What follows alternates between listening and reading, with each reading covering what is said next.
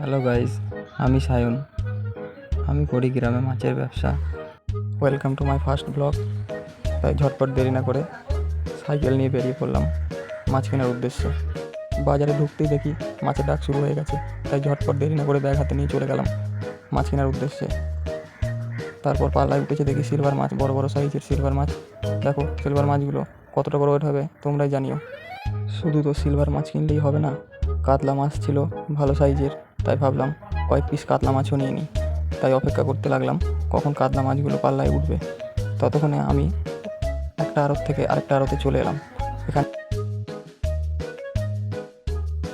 তারপর এখানে দেখলাম 2 পিস রূপচাঁদা মাছ রয়েছে, তাই ওই রূপচাঁদা মাছ দুটো নেওয়ার পরে এই আড়তে চলে এলাম।